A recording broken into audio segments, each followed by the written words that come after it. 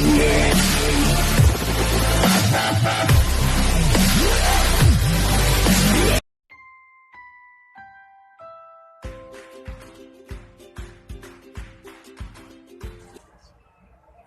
need to sift through the flour to avoid any lumps and to more accurate measurements.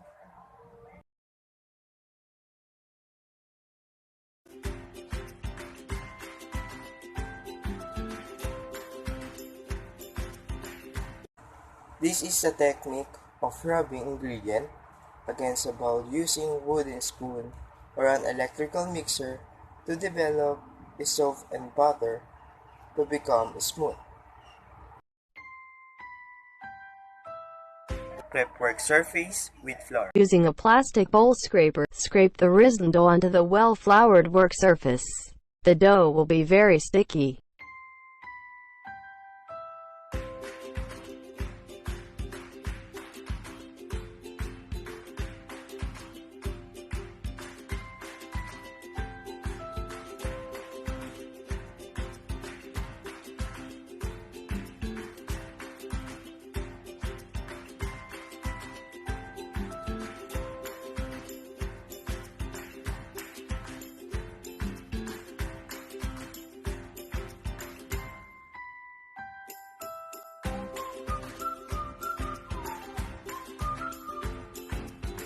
Searing should be stopped as soon as the ingredients are combined. Overmixing may spoil the texture.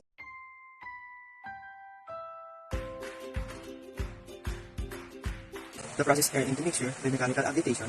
It could be done with a fork or whisk or electric food mixer.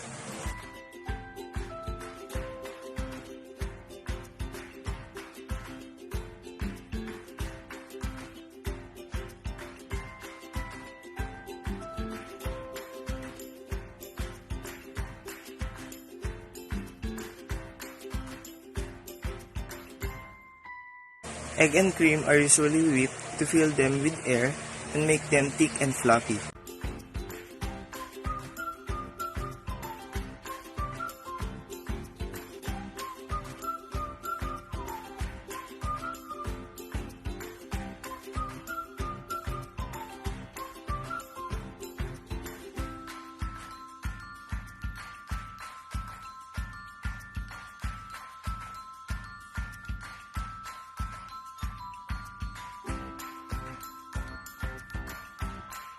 Rubber scraper turning over and by gliding across the bottom of the mixing bowl each turn.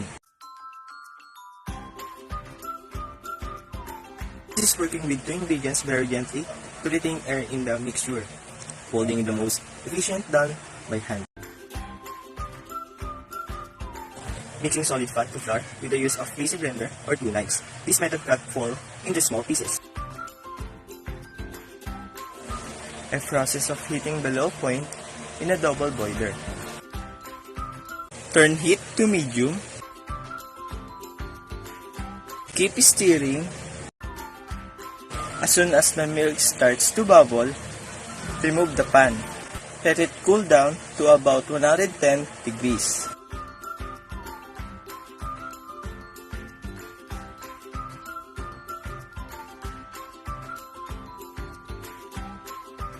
Measure all wet and dry ingredients by weight.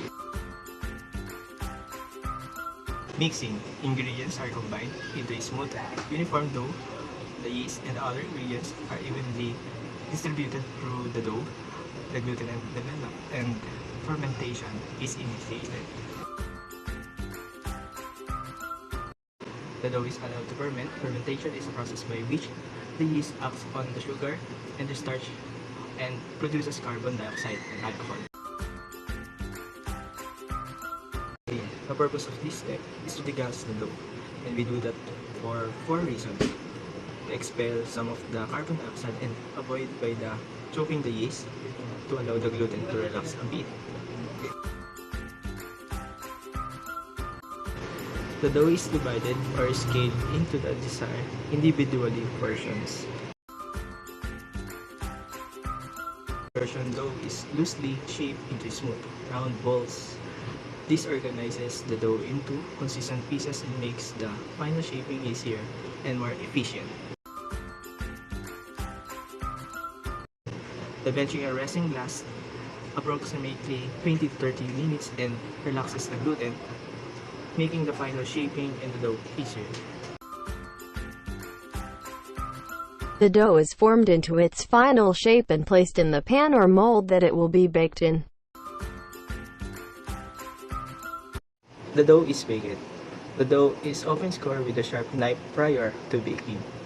This allows the bread to expand without bursting. The bread should be cooled at least 2 hours to allow a crumb structure to stabilize and develop full flavor. Baked bread will stay most quickly in temperature between 32 and 50 Fahrenheit and therefore should never be placed in the refrigerator.